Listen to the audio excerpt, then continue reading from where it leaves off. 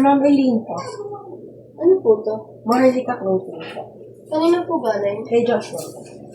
Bayad na po? Ako. Sige po, thank you.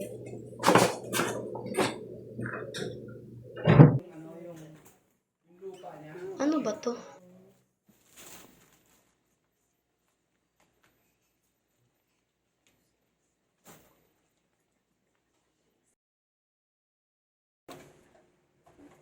Mamaya na nga to.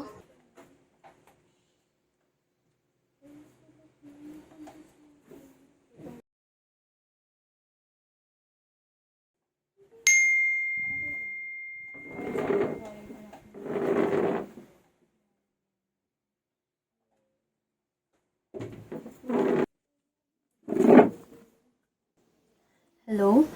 Sir Joshua, Ma'am Elaine has received your order. We appreciate you ordering here in Maharlika Clothing. We are looking forward for your feedback regarding the package you have received. Thank you again, Sir Joshua.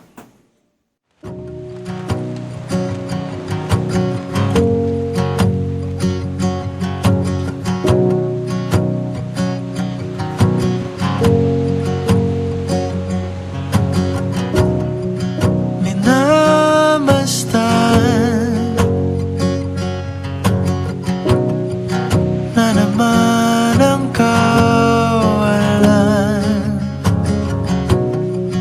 Ako'y hinahatid ng mga bituin sa'yo.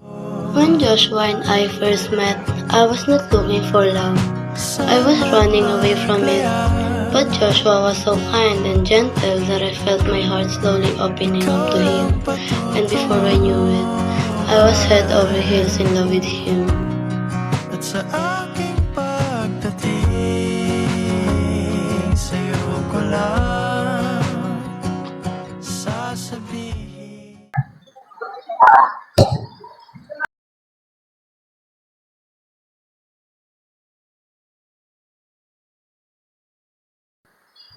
Tagal mo ah. Pre, pasensya na.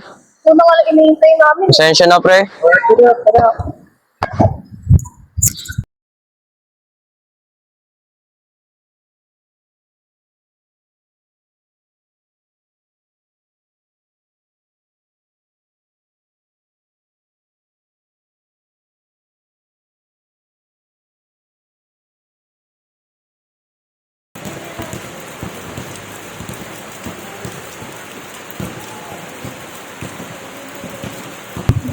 Yun na nga. So, ng water? Yes. Sige na, okay lang. Mga kasi pagod na eh. Dito.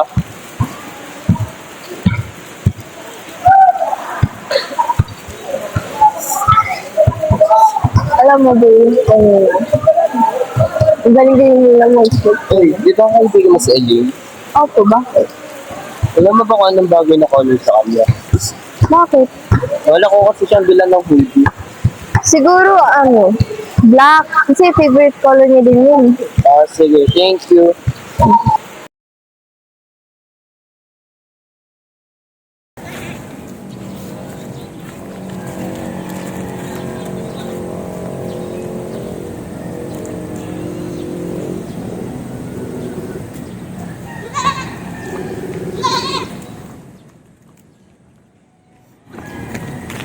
Hello? Hello? Sino? Si Joshua to? Oh, Joshua, ba't ka napatawag? Saan mo na ko yung number ko? Sa GF ko na si Elaine. Bakit? Ano kailangan mo? Pwede ka pang pumunta na dito sa court, sa may simbahan. Sige.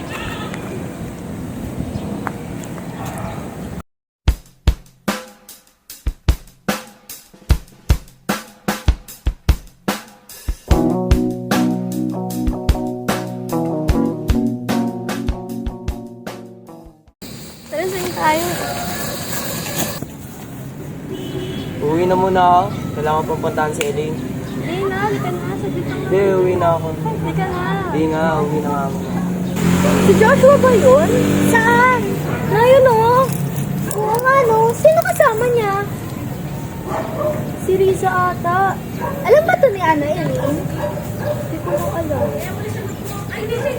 Sa tingin ko dapat natin sabihin kay Elaine na magkasama sila. Huwag mo muna sabihin. Hindi kasi baka, alam mo na, para malaman din natin if alam talaga ni Elaine na magkasama sila or hindi. Magkaibigan lang ata sila. Huwag mo na munang sabihin. Kahit magkaibigan, jowa ni Joshua si Elaine eh. So dapat alam ni Elaine kung sino kasama ni Joshua, di ba?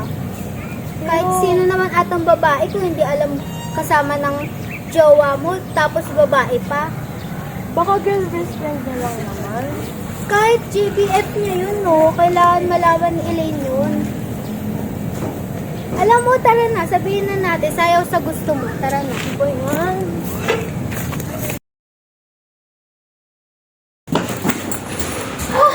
Ano ba yan? Dapat tapon ko pa ito sabihin sa kanya eh. Mulan kasi. Elaine? Elaine? Babe, may sasabihin ako sa'yo. Ano yun? Basta may sasabihin lang ako about sa relationship ni Joshua.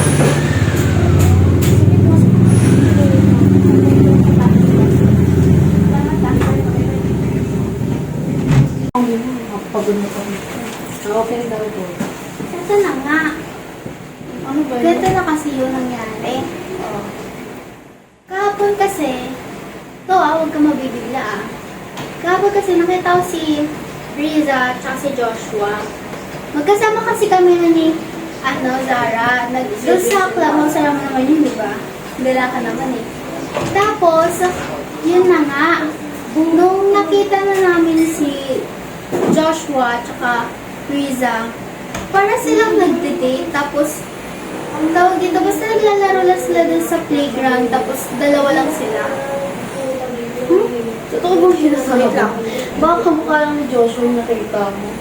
Anong kamukha? Eh, kaharap namin yun, tsaka kitang-kita ng dalawang mata ko. Kahit tanungin mo pa si Riza, no? Si Zara pala. Riza tuloy. Na kasi ako eh. Nagtataka lang kasi ako kasi bakit sila magkasama. Kasi talaga. Eh, ang paalam niya sa akin, magbabasketball siya kagahapon. So, imposible makita mo sila doon. At lalo kasama niya pa si Riza. Malaking kapatid. Eh, kung ganun, nagsisinungaling sila si Joshua. Ganun lang yun. Kasi, hindi ko naman to sasabihin sa'yo kung hindi ko naman talaga nakita. Eh, alam mo naman yung support ako sa love team niyo, di ba? Eh, hindi nga yung magagawa ni Joshua. Eh, nagawa niya nga. Nakita ko ng dalawang mata ko. Siyempre, Eh, nasan ba yung ebidensya mo? hindi ko siya nabidyohan, pero kitang-kita ng dalawang mata ko na magkasama sila. Alam mo, baka sinisira mo lang yung relasyon kung ano mang balak mo, umalis ka na lang. Elaine, paano sisirayan yung relationship niyo? Eh, alam mo sa unang sa pool na okay ako sa inyo. Okay ako sa inyong dalawa. At gusto ko kayong Wala akong alam sa kung ano mang nasa isip mo. Basta ang akin, kung saan ako mas pabor, doon ako. Basta Elaine, sinasabi ko sa'yo, binabalaan na kita. Oo na, sige, umalis ka na lang. Alam mo, walang matutulong sa relasyon namin na sinasabi mo. Sinasabihan na kita, Elaine, kapag nagloko talaga yan si Joshua sa'yo. Basta ako, sinabi ko na yan sa'yo. Umalis ka na. Elaine, ano ba? Umalis ka na. Sabi ko sa'yo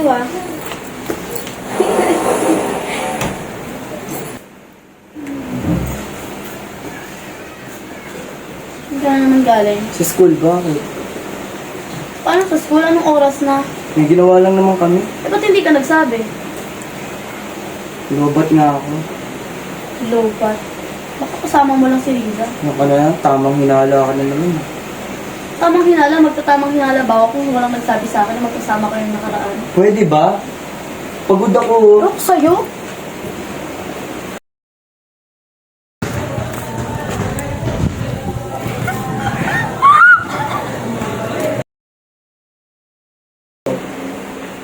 Oh, bakit di ko na tinatawag?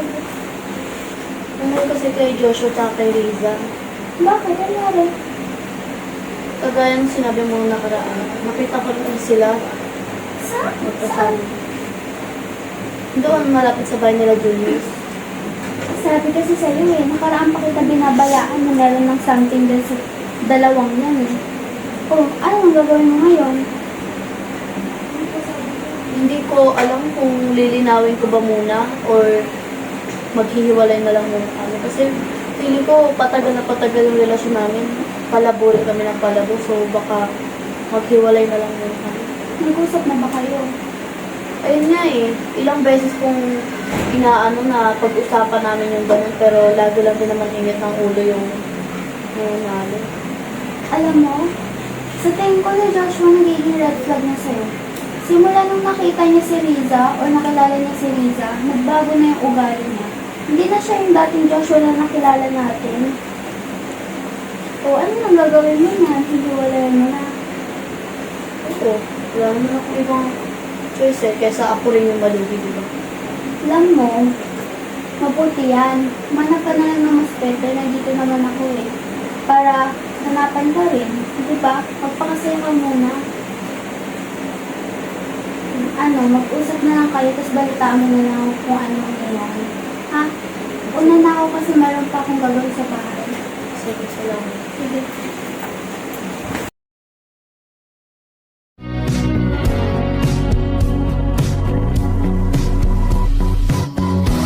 Patuloy kong hahanapin kahulugan ng pag-ibig at habang buhay na mag-isa.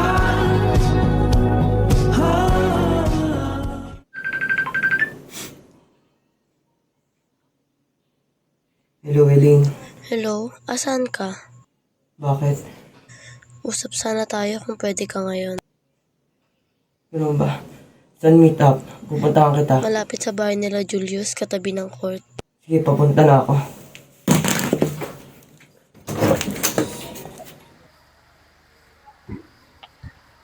Si Joshua? Ano pa tumatawagan? Hindi sumasagot eh. Kainis.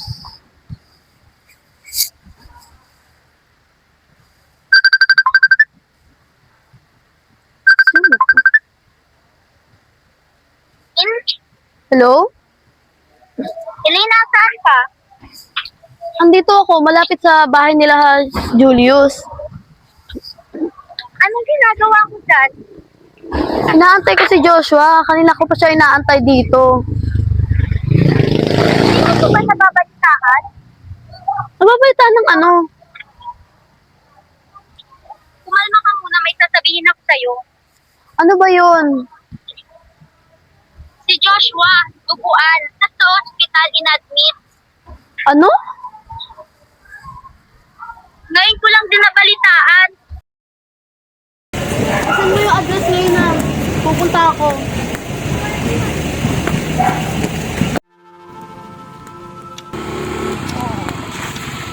Saka na po.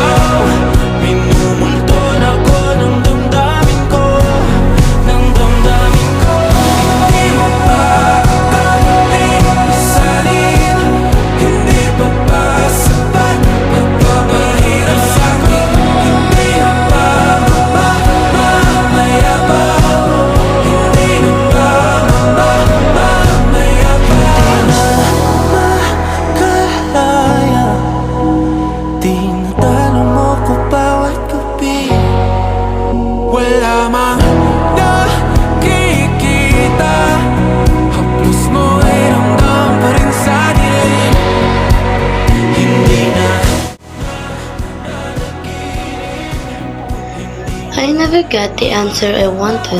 Sana hinayaan mo na kita magpaliwanag.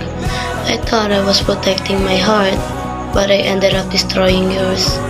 Now, I carry the weight of love that I can't bring back because both our hearts died that day. Only mine kept beating.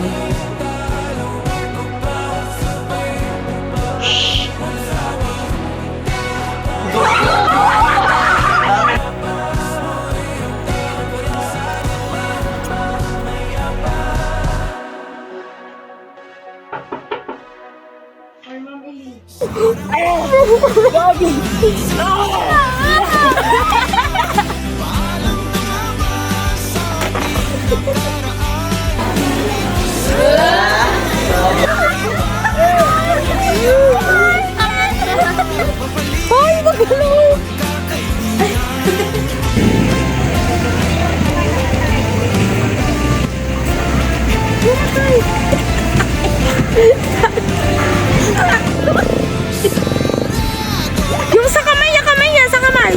Palo-paloy magwanap. Si Kenneth. Ang ganda mo. Tumatayo ka lang pati.